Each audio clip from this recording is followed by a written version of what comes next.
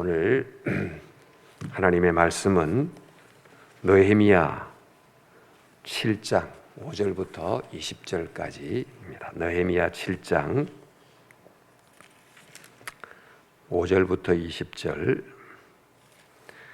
내 하나님이 내 마음을 감동하사 귀족들과 민장들과 백성을 모아 그 계보대로 등록하게 하심으로 내가 처음으로 온 자들의 계보를 얻었는데 거기에 기록된 것을 보면 옛적에 바벨론 왕 느부갓네살에게 사로잡혀 갔던 자들 중에서 노임을 받고 예루살렘과 유다에 돌아와 각기 자기들의 성읍에 이른 자들 곧 스룹바벨과 예수아와 느헤미야와 아사라와 라하마와 나하마니와 모르드게와 발산과 미스베렛과 미그메와 느홈과 바하나와 함께 나온 이스라엘 백성의 명수가 이러하니 바로스 자손이 2172명이요 스바다 자손이 372명이요 아라 자손이 652명이요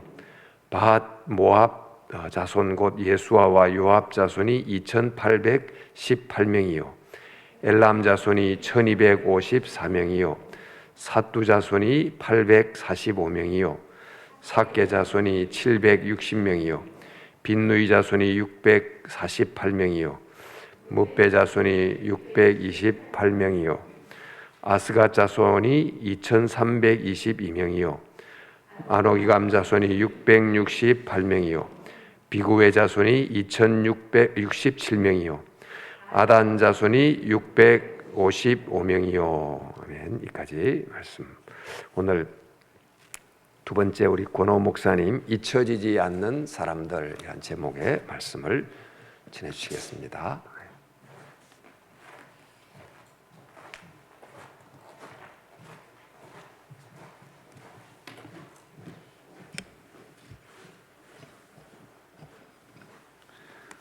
성도 여러분 잘 주무셨죠?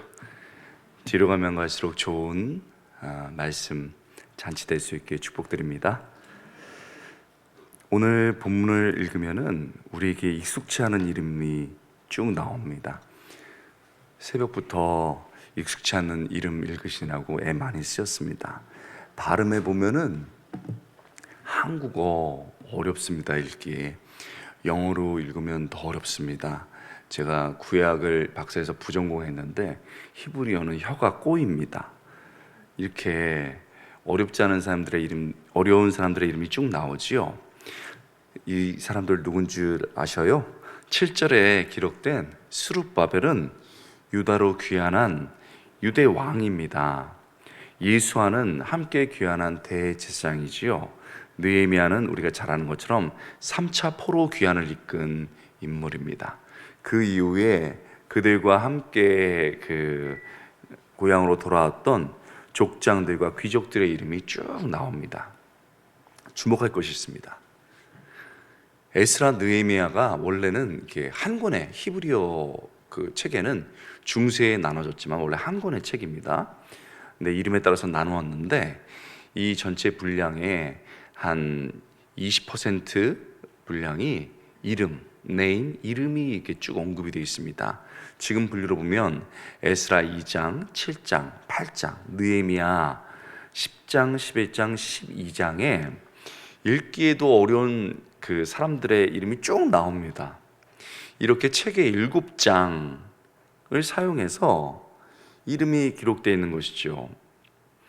여러분, 결론부터 얘기하면 이 사람들은 이스라엘 백성들이 포로로 잡혀갔다가 이 상태에 있다가 귀환해서 이스라엘 공동체를 재건하고 다시 부흥시킨 사람들입니다. 그러니까 재건과 부흥의 주역들이지요.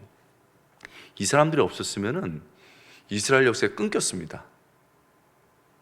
포로로 잡혀가서 사라지더라 이렇게 돼 있는데 이분들이 있어서 다시 역사를 재건하고 신앙 공동체를 재건하고 다시 부흥을 일으켰습니다. 지금 너무 중요하죠. 한국 사회가 전체가 코로나로 움츠려져 있고 한국 교회도 예외는 아닙니다. 근데 많은 분들이 어려워들 하세요. 사실입니다. 어려운 시기입니다. 그러나 저는 자꾸 기도해 보면서 코로나 팬데믹 상황도 어렵지만 기독교 역사나 일반 역사를 보면 더 어려웠을 때 많았습니다. 1, 2차 세계대전 이럴 때는 전 인류가 너무 큰 위기를 겪었었고, 유럽에 패스트가 흑사병이 번졌을 때는 거의 어떤 학자는 3분의 1이 죽었다라고 기록되어 놨습니다. 어렵지요, 코로나로. 그러나 사실 너무나도 힘들었던 인류 역사를 생각해보면 그래도 우리는 이 시간을 잘 넘어가고 있는 겁니다. 어제 개인의 삶을 봤다면 오늘은 믿음의 전체 눈을 넓게 보는 거죠. 이런 가운데서 한국교회를 보면서 많이 염려하는 분들이 많습니다. 저는 염려하는 것까지는 좋습니다. 그러나 많은 분들이 한국교회를 비판하는 분들이 있습니다. 한국교회에 희망이 없다, 꺼졌다, 한국교회는 이제 일어서지 못할 것이다, 이렇게 말하는 분들이 있습니다. 저는 그 말에 동의할 수가 없습니다. 하나님이 죽으셨습니까? 그렇지 않습니다. 염려까지는 좋지만 희망이 없다, 그리고 비판하면서 자기는 커지는 것에 대해서 저는 동의할 수 없습니다. 왜 그렇습니까? 어떤 집안에 가정에 배우자가 방황을 하고 아이들이 방황을 합니다. 그러면 우리는 우리 배우자가 이렇게 하고 있다고, 애들이 이렇게 철이 없다고 막 말하면서 깎아내리고 자기는 그래도 가정을 잘 지키고 있다고 이렇게 얘기하지 않습니다. 왜냐하면 염려하지만 깎아내리고 비판하지 않습니다. 가족이기 때문에 그렇습니다. 우리는 부족해도 가족이고 한국교회는 그리스도께서 피로 사신 교회입니다. 어렵고 힘들 시간들을 보내고 있지만 하나님이 다시 세기를 여셔서 젊은이들을 일으키고 믿음의 어르신들이 끝까지 믿음을 지키면서 하나님께서 한국교회에 다시 재건하고 부흥시켜 줄 줄 믿습니다. 이것이 우리의 믿음이고, 그래서 우리는 이 새벽에 기도하고 있는 겁니다. 자, 그때 이스라엘이 겪었던 일도 굉장히 어려웠던 때입니다. 그때 하나님께서 오늘 본문에 등장하는 사람들을 통해서 재건하시고 다시 세우시고 그리고 부흥을 일으켰다는 것이지요. 이들이 만났던 하나님은 어떤 하나님일까요? 어떤 하나님에게 이들을 통해서 하나님께서 믿음의 공동체를 재건시키고 부흥시켰을까요? 본문을 통해서 우리도 신앙 공동체를, 한국교회를 재건하고 부흥시키기 원하기 때문에 어떤 하나님이 이들을 만났기에, 어떤 하나님이시기에 이런 역사가 일어나는지를 궁금하게 봅니다. 그래서 오늘 본문에 나타난 우리를 재건하게 하시고 부흥하게 하시는 하나님에 대해서 세 가지를 생각해 볼 텐데, 다 마음에 와닿으면 좋지만 어떤 하나가 마음에 탁 와닿으면 사실 그것이 나에게 가장 중요한 것이고, 그것을 붙잡고 하나님이 기도하기 원하시는 것이지요. 어떤 하나님이십니까? 어떤 하나님이시기에 우리를 사용하셔서, 또 본문에 나타난 사람들을 사용하셔서 재건하시고 부흥을 이루시나요? 첫째는요, 하나님은 기도할 때 역사를 시작하시는 분입니다. 다시 한번요, 하나님은 기도할 때 역사를 시작하는 분입니다. 하나님은 공동체를 재건하고 부흥시킬 때 반드시 먼저 기도하게 하십니다. 기도의 사람을 세우십니다. 하나님의 공동체가 다시 서고 불타오를 때는 반드시 거기에 진실하고 뜨거운 기도가 있었습니다. 모세, 사무엘, 에스더와 모르드게, 바울을 생각해 보십시오. 여러분, 이 글을 쓰고 있는 느헤미야를 생각해 볼까요? 그는 수상궁에서 굉장히 높은 위치에서 왕의 음식과 경호를 담당하는 사람으로 봅니다. 그런데 어느 날 고향의 소식을 듣습니다. 1장 2절에 이런 말이 있습니다. 내 형제 가운데 하나인 하나니가 내게 이르렀기로. 그리고 3절에 보니 형편을 물었습니다. 그들이 내게 이르되 사로잡힘을 면하고 남아있는 자들이 그 지방 거기에서 큰 환난을 당하고 능욕을 받으며 예루살렘 성은 허물어지고 성문은 불탔다 하는지다. 당시에 이스라엘 성전은 재건되어 있긴 했습니다. 그런데 성벽이 완성되어 있지 않았기 때문에 온갖 약탈이 일어나고 불타고 막 쫓기고 그나마 남아있던 성벽도 불타고 뭐 이런 상황이라는 거죠. 자, 이런 상황을 듣고 고위직에 편안한 마음에 있던 느헤미야는 어떻게 했을까요? 4절입니다. 내가 이 말을 듣고 앉아서 울었습니다. 수일 동안 슬퍼하며 여러 날 슬퍼했습니다. 하늘의 하나님 앞에 금식하며 기도하며, 그냥 기도한 게 아니고 금식했습니다. 이르되, 그리고 그 기도 제목 내용이 저희를 더 놀라게 합니다. 하늘의 하나님 여호와, 크고 두려우신 하나님이여, 주를 사랑하고 주의 계명을 지키는 자에게 언약을 지키시며 긍휼을 베푸시는 주여, 간구하나이다. 이제 종이 주의 종들인 이스라엘 자손을 위하여 주야로 기도하오며, 자신을 넘어서 이스라엘 자기 민족을 위해서 주야로 기도합니다. 우리 이스라엘 자손이 주께 범죄한 죄들을 자복하오니, 느헤미야는 죄가 있는 사람이 아닙니다. 그렇게 많은 자가 아니에요. 그런데 자기 민족의 죄를 가지고 자복했다고 말했습니다. 가슴을 치며 기도하는 겁니다. 주는 귀를 기울이시며 눈을 여시사 종의 기도를 들옵소서. 나와 내 아버지의 집이 범죄하여, 그러면서 자기 조상, 자기 아버지, 자기 조상들의 죄를 자기의 죄처럼 울면서 그 죄 때문에 우리 공동체가 무너졌고 우리 이 백성들이 이런 고통을 받고 있다라고 말을 하고 있습니다. 느헤미야가 예루살렘 성벽이 무너지며 민족이 당하는 고통을 보면서 아픔을 느끼고 울었습니다. 그래서 기도했습니다.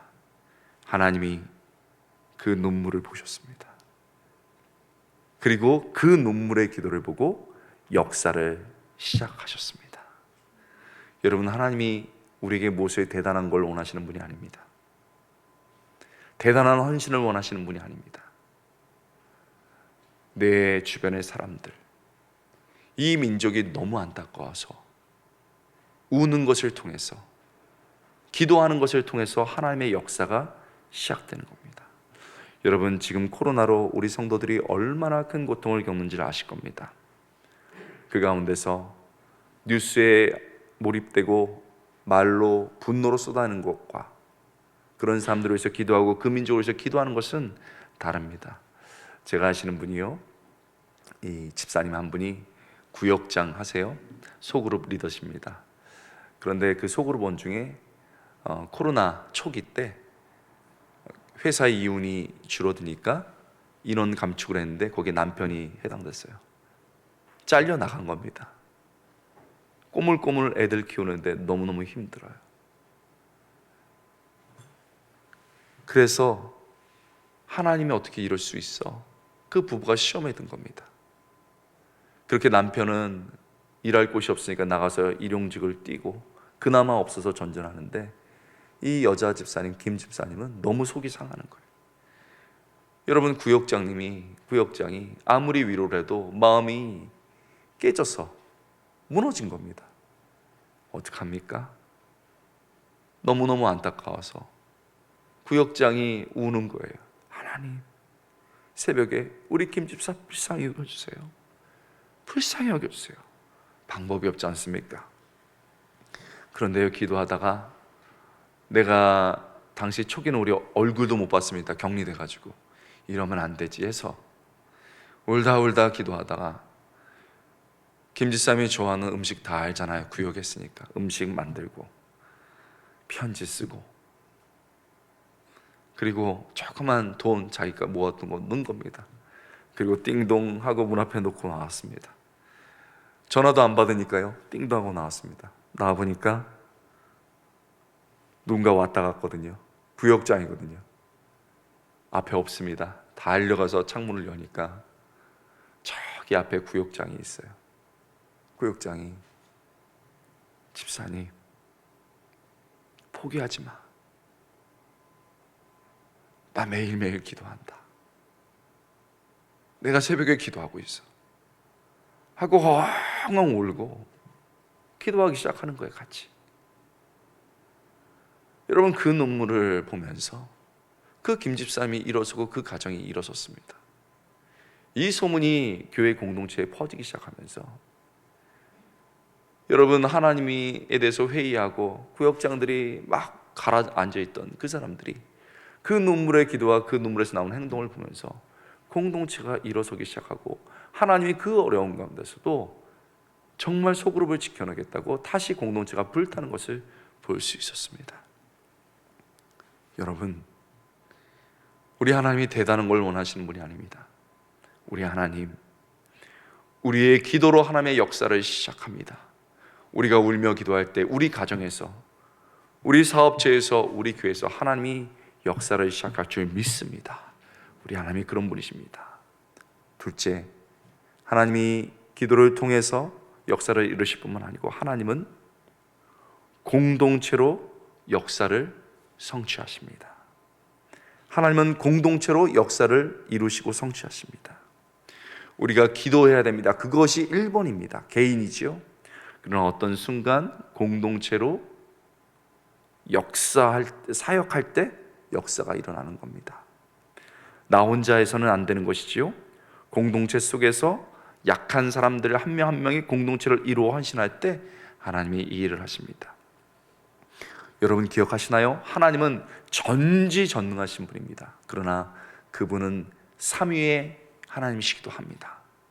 구속사를 이뤄나가실 때 아버지께서는 구속사를 계획하시고, 성자 하나님은 실행하시고, 성령 하나님은 이끌어 가시며 성취하십니다.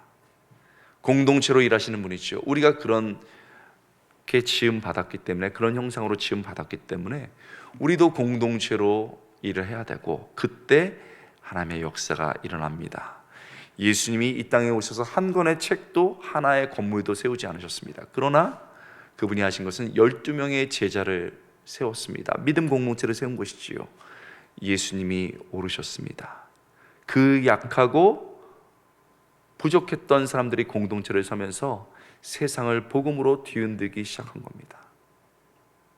기도하는 개인들이 공동체로 설 때 하나님께서 역사를 일으키십니다. 본문의 사람들은 어땠나요? 우리가 잘 아는 것처럼 여러분, 이스라엘 민족이 하나님 앞에서 범죄를 하자 하나님께서 징벌을 내리셨습니다.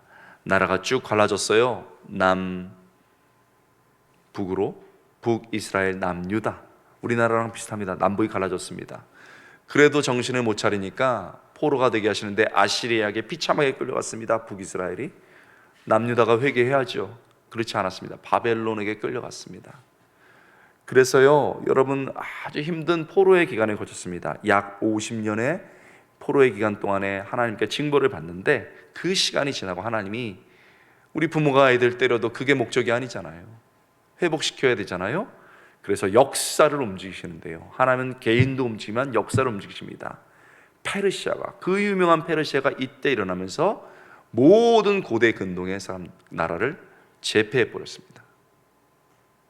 이집트, 바벨론, 아시리아 다 눌렀습니다. 페르시아가 엄청난 강국이죠. 지금의 미국과 중국과 같은 슈퍼파워였습니다. 그러면서 내가 너희들에게 힘이 이렇게 있지만 참 좋은 나라는 걸 보여줄게 하고 호혜 정책을 폈습니다. 그래서 각 민족들에게 하나의 호혜를 베풀기 시작하는데, 이스라엘 민족에게도 너희 무엇을 원하느냐 했습니다. 그런데요, 이스라엘 백성들이, 대표들이 우리는 고향으로 돌아가겠습니다 그랬습니다. 잡혀서 포로로 있는데 돌아가겠다고 한 거예요. 고레스가 듣고, 안 되는 일이죠. 그런데 허락을 했습니다. 그래서 성경에서 고레스를 일반 왕이지만 구원자라고 하는 겁니다. 하나님께서 구속 역사에서 일반 역사에 그 사람을 썼기 때문이지요. 그렇게 해서 여러분, 스룹바벨과 잡혀온 여호와긴 손자죠. 스룹바벨과 대제사장 여호수아가 백성들을 데리고 왔습니다. 이게 1차 귀환입니다. 그래서 510년에 오자마자 뭐 했을까요? 황폐된 그 땅에서 성전부터 지었습니다. 이 성전이 스룹바벨 성전입니다. 성전은 왕의 이름을 따거든요. 솔로몬이 지었기 때문에 솔로몬 성전. 두 번째, 재건한 스룹바벨 성전. 그리고 신약 시대에 헤롯이 혼혈 사람이거든요. 혼혈 왕입니다. 그때 헤롯 성전. 이렇게 말을 하는 겁니다. 두째 성전이 재건된 겁니다. 그리고요, 중간에 한 번 더 사람들이 귀환했습니다. 그랬는데 이상하게 90년 동안에 성벽은 완성이 안 됐습니다. 성전을 지느라고 너무 애를 썼나 봐요. 성벽은 방치되어 있었습니다. 그러니까 우리가 초반에 읽었던 것처럼 온갖 약탈이 벌어지는 겁니다. 집이 있는데 단독주택인데 담이 없다고 생각해 보세요. 온갖 일이 벌어지죠. 아파트 문을 통과해야 되는데 그냥 아파트만 있다고 생각해 보세요. 그냥 집문 바깥에 온갖 일이 벌어지는 거죠. 그래서 약탈이 벌어진 겁니다. 그 얘기를 듣고 느헤미야가 기도했습니다. 울면서 엉엉 기도했습니다. 그리고 어떤 순간 이스라엘이 공동체로 움직이기 시작합니다. 느헤미야 지도자죠, 목숨을 걸었습니다. 교회 지도자들은 적어도 목숨을 걸어야 됩니다. 왕 앞에 서서 얼굴이 어려운 가운데 생각, 너 왜 얼굴이 이러냐? 큰일 날 일이죠. 왕에게 경질당할 수 있습니다. 제 민족이 지금 성벽이 무너져서 이런 고초를 당하고 있습니다. 왕이 됐다가 그럼 귀환해라. 그래서 여러분 3차 귀환, 우리가 아침에 읽었던 사람들이 그 밑으로 쭉 나오는 사람이 3차 귀환들이 일어난 겁니다. 여러분, 이들이 왔습니다. 이들이 이제 귀환했어요. 귀환해서 이스라엘이 다시 본국으로 왔는데 3차 귀환한 사람들 보니까 성벽이 무너지고 엉망입니다. 그런데 기도하고 귀환했던 이 사람들이 공동체로 착착착착착착 움직이는 겁니다. 느헤미야는 지도자로 목숨을 걸고 길을 냈습니다. 제사장들과 지도자들은 4장 9절에 보니 백성들을 위해서 간절히 기도했습니다. 앞에 선자들은 그리고 교육자들은 기도해야죠. 간절히 기도했습니다. 4장 21절 23절에 보니까 백성들이 일을 하는데 공동체로 역할을 딱 합니다. 반은 적들이 오니까 막 약탈했던 적들이 성벽을 쌓기 원하잖아요. 않습니다. 그러니까 무기 딱 들고 경계를 섰습니다. 반은 열심히 삽과 톱으로 일을 했습니다. 어떤 시간이 지나면 바꿔서 무기를 들고 이 사람들이 일을 했습니다. 공동체로 일한 겁니다. 5장 10절부터 13절을 보니까 당시에도 부유한 사람들이 있었습니다. 부유한 상태에서 귀환했거든요. 백성들이 돈이 없잖아요. 그러니까 돈을 빌려줬습니다. 은행 역할을 한 거예요. 양식을 구워줬습니다. 양식을 빌려줬습니다. 그럴 수 있죠. 그것도 놀라운 일인데 더 중요한 건 이자를 받지 않았다라고 말했습니다. 공동체 속에서 역할을 하면서 정말 선하게 한 겁니다.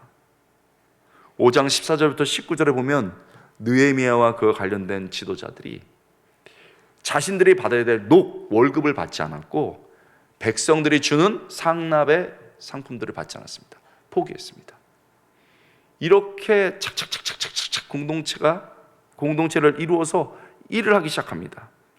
하나님께서 그 크고 작은 일을 하는 걸 보시면서 그들의 노력에 플러스 알파의 은혜를 주셨습니다. 상상하지 못했던 일이 일어납니다. 여러분, 예루살렘 성벽이 얼마 만에 일어난 줄 아십니까? 52일 만에 성벽이 완성됐습니다. 여러분, 놀라지도 않는 여러분이 놀랍습니다. 52일 만에 완성됐습니다. 몇십 년 동안 방치된 게 52일 만에, 그것도 유대에서 가장 더운 엘루롤, 현재 8, 9월입니다.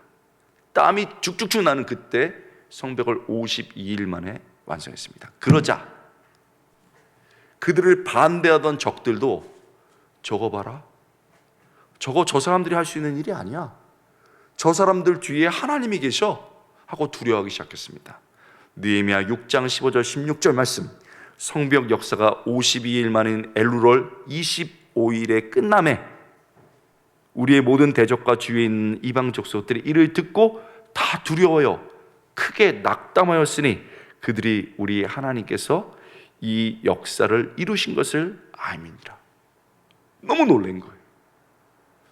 여러분, 개인은 약합니다. 그러나 기도하며 공동체로 일할 때 하나님이 역사를 완성을 시켜주십니다. 할렐루야. 이런 하나님이 우리의 하나님이십니다. 여러분, 공동체 속에서 내가 할 수 있는 것 작은 것이면 하면 됩니다. 하나님이 창을 들라 하십니까? 창을 드십시오. 하나님이 손을 들라 하십니까? 손을 들어 기도하시면 됩니다. 하나님이 땀을 흘리라 하십니까? 땀을 흘려 기도하면 됩니다. 나머지는 하나님이 이루시는 것이죠. 여러분, 우리가 맡은 일이 크고 작은 일이 그것이 무엇이 중요하겠습니까? 하나님 앞에 묵묵히 하면 하나님의 그것을 통해서 역사를 이루시는 것이죠. 여러분, 제가 담임 목회할 때 3년쯤 되니까 교회가 막 부흥하는데요, 여러분 아시죠? 당회 밑에 주방이 있습니다. 굉장히 강력한 힘을 갖고 있어요. 주방은 여러분 막 이제 800명, 900명, 1000명이 넘어가는데 주방이 막 북적북적합니다. 근데 저희 교회가 60년 넘은 교회인데 주방은 아무나 못 들어가고 권사님들밖에 못 들어갔습니다. 어디 20년밖에 안 된 집사가 주방을, 뭐 이런 분위기였거든요. 여러분, 그런데 권사님들이 다 이제 그 순번으로 2년씩 하고 없어요. 사람은 1000명대가 넘어가죠. 막 몰려오는데 주방이 어떡합니까? 그런데요, 여러분, 절대 집사들을 세울 수 없는 거예요. 권사님 한 분에 집사님들 한 20명, 돕는 권사님들 한 4-5명 있어가지고 철저하게 주방을 지키는데요, 그 룰이 안 무너집니다. 제가 어느 날 새벽 기도를 하고 딱 있는데요, 어떤 집사님이 되게 투박해요. 많이 배우지도 않은 분입니다. 그런데 칼질하는 걸 봤습니다. 새벽에 딱 주방을 오는데 따따따따따따따 착 따따따따따 착, 저분이다. 그리고 당회에 말씀드렸더니 저희 교회는 그런 법이 없습니다. 그러면 누가 하시겠냐고. 그건 그러네요. 그래서 여러분, 제가 장로님께 말씀드리고 우리 장로님들이 받아들이셨습니다. 그러고 난 다음에 이제 주방 팀장이 되셨는데 다들 염려가 많으셨어요. 이분은 목독특해. 이분은 말 못 배운 분이에요. 할 수 있는 것은 칼질밖에 없어요. 그거면 됐죠. 시킵시다. 그리고서 여러분, 드디어 이제 연말당에 마치고 하고 직분자 세우고 첫 해가 됐는데, 여러분 이제 예배 마치고 다들 장로님들 궁금한 거예요. 어떻게 되는지. 올라갔는데 한식 뷔페가 나왔습니다. 우리 장로님들 깜짝 놀랐어요. 와, 주방이 그분 그 지휘하에 따다다다다다다, 그리고 국자 돌리면서 이렇게 하는데, 사람들이 나중에 우리 교회는 예배도 좋지만 밥이 더 맛있다 이래가지고, 여러분, 내 역할이 국자면 어떻습니까? 국자 저으면 되는 거죠. 나는 너무 부끄러운데 앞에 서라 하면 서는 거고, 나는 너무 앞에 서고 싶은데 뒤에 조용히 기도해서 손을 들라 하면 드는 것이죠. 무엇이 그리 섭섭하고 무엇이 내 역할에 성이 차지 않아서 불만인가요? 우리 하나님은 그런 직분의 크고 작음을 보는 것이 아니고 공동체로 내가 서 있는 곳에서 최선을 다할 때 역사를 이루시는 분인 줄 믿습니다. 하나님께서 교회를 통해 내게 주신 직분 가지고 내 가정에서, 교회에서 최선을 다할 때 하나님의 역사를 이룰 줄 믿습니다. 세 번째, 마지막입니다. 하나님은 기도를 통해서 역사를 시작하시고 공동체로 역사를 이루십니다. 마지막, 저는 이게 본문을 통해서 가장 은혜가 됩니다. 하나님은 잊지 않고 기억하십니다. 우리 한번 따라 볼까요? 하나님은 잊지 않고 기억하신다. 하나님은 잊지 않고 기억하신다. 우리는요, 종종 함께 했던 사람들을 잊습니다. 철이 없어서 얼마나 동역자가 중요한지 모르고 잊어버려요. 때로는 너무 바쁘게 살다 보니까 챙기고 기억했어야 되는데 잊습니다. 그러나 오늘 본문을 보니 하나님은 당신의 사람을 절대 잊지 않습니다. 그래서 오늘 말씀 제목이 잊혀지지 않는 사람들이지요. 여러분, 오늘 본문에 보면 우리에게 발음하기 익숙치 않은 사람들의 이름이 쫙 나왔습니다. 이 사람들의 이름이 에스라, 느헤미야에서 7장을 차지하고 있습니다. 우리가 아무리 혀가 꼬이고 읽기 어렵고 성경의 많은 분량을 차지해 놨어도, 우리는 빨리빨리 읽어서 넘기길 원해도 절대 성경이 존재하는 한 이 사람들의 이름은 지워지지 않습니다. 하나님께서 그 어려운 곳에서 결단해서 공동체를 세우기 위해서, 부흥시키기 위해서 왔던 그 사람들을 기억하시고, 성경이 하나님의 마음 아닙니까? 그 마음 안에 한 명 한 명 이름을 다 적어둔 겁니다. 그리고 성경이 존재하는 이들의 이름은 하나님의 마음에서 영원히 기억되고, 우리가 그들의 이름을 읽어야 하는 상황으로, 그렇게 하나님이 귀한 사람으로 만들어 내셨습니다. 이들을 잊지 않고 기억하시는 하나님이 우리의 하나님입니다. 우리가 아무것도 할 수 없어서 기도하고 작은 것밖에 없어서 하나님, 내 망가진 몸을 드립니다. 내 마지막 돈을 드립니다. 내 작은 은사를 드립니다 할 때, 세상은 어떨지 모르지만 우리 하나님은 절대 우리를 잊지 않으십니다. 여러분, 이걸요 경험한 사람들은 절대 세상에서 자기 잊혀지지 않게 몸부림치고 세상에서 온갖 일하고 교회에서 막 이상한 일을 하지 않습니다. 왜요? 하나님이 보시고 하나님이 기억하시기 때문에요. 저는요 이거 어렸을 때부터, 많이 젊었을 때부터 기억했습니다. 저도 전도사 때가 있었는데요, 이렇게 높은 교회, 좀 더 높은 교회에 있었습니다. 우리 담임 목사님이 전구 가세요, 사다리에서 떨어질 뻔했습니다. 그때 떨어졌으면 여러분 못 만났습니다. 아주 열심히 일하니까요 담임 목사님이 너무 좋아하셨어요. 근데 여러분 아세요? 우리 교육자님들 비밀인데, 여러분이 열심히 하면요 담임 목사님이 어떻게 하는 줄 아세요? 일을 더 시킵니다. 잘하는 사람 계속 시켜요. 어느 날 불러서 권호야, 권호 전사님, 이제 제가 말하는 교회 가야 돼요. 그런데요 여러분, 칭찬부터 해요. 정말 신실하고 젊은데 어떻게 이렇게 성실하냐고. 항상 담임 목사님이 칭찬할 때는 의도가 있어요. 그 교회 어렵던데 견뎌라. 갔습니다. 토요일 날 주일 전에 갔더니요 서울 외곽에 있는 데인데 담임 목사님이 야반도주 하셨어요. 목사님도 힘들면 야반도주 합니다. 한 20명 정도 되는 교회인데요, 담임 목사님이 야반도주 했죠. 교육자로 온 사람이 전도사예요. 그러니까 안 쳐다봐요. 오셨어요? 한 4-5명 저를 만나러 오셨는데, 그리고 일단 눈썹이 10시 10분이에요 오셨어요? 주일날이 됐습니다. 세상에 한 20명 애들 10명이 나왔는데요, 교회가 무너지면 예배부터 무너집니다. 1층에는 식당이고 거기서 주일학교 하거든요. 그리고 2층에는 예배 드리는데 애들 다 올라왔어요. 주일학교 완전 무너진 거죠.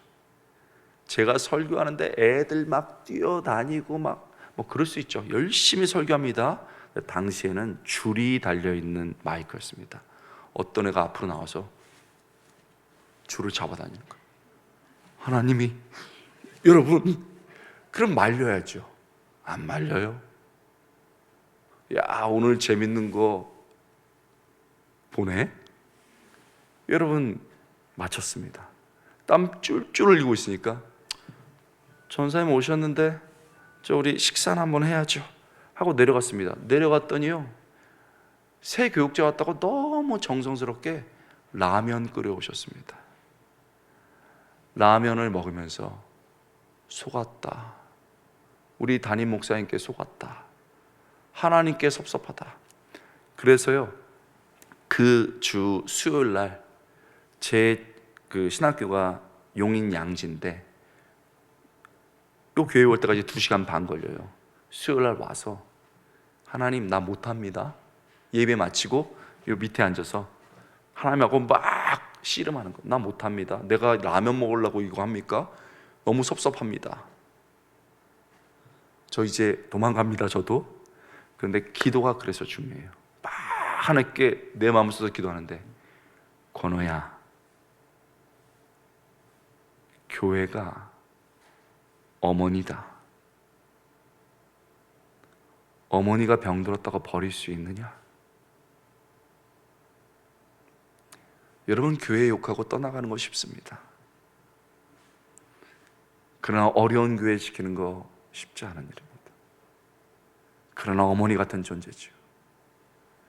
제가 눈물 펑 흘리면서 기도했습니다. 하나님, 잘못됐습니다. 그리고 수요일 나와야 되죠, 금요일 나와야 되죠, 주일 나와야 되죠, 막 이러면서 막 왔다 갔다 하니까 코피가 툭툭툭툭 터져요. 집사님들이 그것을 보시고서 이야, 감동이 되셨나 봐요. 그리고서 주일날 한 3달 지나니까 밑에서 젊은 집사님들 돌아가면서 주일학교 옛날처럼 하시고 어른들이 다 정갈하게 예배를 드린 거예요. 여러분, 그렇게 기도하고 제가 할 일을 하니까 그렇게 하나님이 역사하시더라고요. 성도들이 주일날 그래도 열심히 말씀을 들어요. 한 3개월 그렇게 하고 나니까. 그리고 내려갔더니 어느 날 소고기 덮밥이 나왔습니다. 하나님이 역사하셨습니다. 하나님이 살아계셨습니다. 너무 좋았습니다. 이제 8개월 지나고 이제 겨울로 접어드는데요. 당시에 연탄난로였습니다. 이렇게 히터가 아니에요. 연탄 넣는 거 아시죠? 그리고 은색으로 쫙 관이 나가서 연기가 그걸로 빠져나갑니다. 제가 그때도 기관지가 별로 안 좋아서 콜록콜록 거리고 우리 어르신도 콜록콜록 거렸어요. 그래서 제가 안수 집사님께, 거기 장모님 안 계시거든요. 안수 집사님께 재정 담당하는 분인데 우리 좀 히터 좀 사자고 그랬습니다. 그때 위니아 히터가 유행이었거든요. 그랬더니 목사님, 아직은 안 됩니다. 저희가 재정이 부족해서. 돈 있는 거 다 알거든요. 그런데 마음이 무너지고 교회가 이렇게 마음에 안 들면 일단 헌금부터 딴 데 내고 안 냅니다. 한참 좋긴 하지만 아직까지 거기까지는 안 열린 거예요. 제가 또 섭섭한 거예요. 그래서 또 수요일이 제 또 하나님께 따지는 날이잖아요. 하나님, 제가 정말 이렇게 열심히 했는데 히터 하나 사자고 했는데도 이렇게 호응을 안 해주고 이럴 수 있습니까? 막 하나님께 막 부르시는데 하나님께서 히터 사라, 네가. 제가 어떻게 히터를 삽니까, 여러분? 당시 15만 원 그 월급 받았는데요, 5만 원 저 쓰고 학비를 쓰려고 10만 원씩 모아둔 거 하나님 마음속에 생각나게 하더라고요. 7, 8월 했으니까 7, 80만 원 있었을 거 아닙니까? 히터 사라 네가 하고 70만 원이 생각나니까 제가 그 안수 집사님께 가서 집사님, 이거 하나님이 히터 사랍니다, 받으세요 했더니 왜 전사님은 안 돼요, 받으세요, 하나님이 그렇게 하랍니다. 감사합니다. 받아가셨어요. 그리고서 그 소문이 쫙 퍼지면서 제가 신학교 3학년이었는데 그때 저희 교단에서는 졸업하면 임시 당회장 역할을 할 수 있고 그 다음에 1년 뒤에 강수돼서 안수받으면 담임 목사가 될 수 있었어요. 그러니까 이런 우리 전도사님을 담임 목사로 만들자고, 우리 그렇게 전도사님께 말씀드리자고 대표 우리 집사님들이 오신 거예요. 저 완전히 떴습니다. 부위 막 이러고 다녀야 되는데 그럴 수는 없고 제가 또 고신 출신이니까 겸손한 부위 이렇게 다니면서 다녔습니다. 그래서 신나가지고 그 다음 주 수요일 날 하나님이 살아계시고 감사합니다 그런데 하나님께서 여기까지.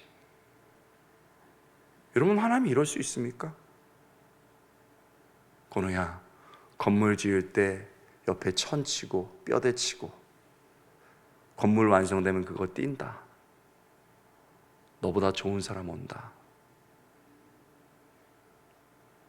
너무너무 이해가 안 되더라고요. 제가 집사님들께 말씀드리니까 막 반대하시고 울고 그러셨어요. 저 사임했습니다. 억울한 건 저 히터 한 번 못 써봤습니다. 당시 3달 제작하는 거 걸리더라고요. 사진으로만 받았습니다. 그리고서 주일날 마지막 인사 너무 슬퍼서 못해서 수요일날 하는데 성도들이 다 나오셨어요. 마지막 말씀 전하고 축복해주고 한 명 한 명 가시 동안에 밑에서 기도하는데 가난한 교회였습니다. 권사님 한 분이 홍시 만들어서 전도사님 이거 가지고 가세요 하고 눈물바람하고 가셨습니다. 성도들 다 가고 밑에서 기도하고 있는데 마음이 너무 묘해요. 기도하고 있는데 하나님께서 한마디 딱 하셨습니다. 권호야, 고맙다. 제가 그 음성 듣고, 하나님, 영광스러웠습니다. 코피 터지고 힘들었습니다. 아주 어려운 시간이죠. 그러나 지금 뒤돌아보면 그때가 가장 하나님 앞에 치열하게 살고 멋지게 살았던 때입니다. 그렇게 하나님이 힘들고 어렵게 생활하셨지만 당당하게 살고 하나님 하신 대로 하고 나왔습니다. 전 잘 될 줄 알았습니다. 그러나 2달 동안 그렇게 하고 나면 복 받을 줄 알았더니 아무데도 불러주지 않아서 그 시간은 다시 사발면 먹으면서 지냈거든요. 여러분, 그런데요, 그 소문이 막 신학교에 나면서 그게 사랑의 교회 교육자한테도 들어가고, 제가 아는 옥하는 목사님이 그 얘기를 들으셨어요. 야, 걔 좀 데리고 와봐. 옥 목사님께 갔습니다. 까랑까랑하시거든요. 제 그때 동기들 그 인터뷰 보는데 뭐 서울대 나오고 사역 치유교사 엄청 잘했습니다. 그때 비슷하게 우리 박태양 목사님도 있었습니다. 제 다음에 들어오셨는데 저를 딱 보고서는 너는 뭐냐? 보니까 개척교회에서 온갖 고생 다 하고 코피 흘렸거든요. 그럼 됐지? 통과! 그래서 여러분, 라면 먹다가 사람에게 가서 온갖 일 다 하고, 여러분, 하나님께서 거기서 또 길 열어줘서 유학하고 그런 겁니다. 여러분, 큰 교회면 어떻고 작은 교회면 어떻습니까? 소고기다 법을 먹으면 어떻고 라면을 먹으면 어떻습니까? 그냥 하나님이 기억하는 인생이 되었으면 좋겠습니다. 권호야, 고맙다. 여러분이 하나님이 어떤 장에 세워두셨습니까? 어떤 가정에, 어떤 교회에 세워두셨습니까?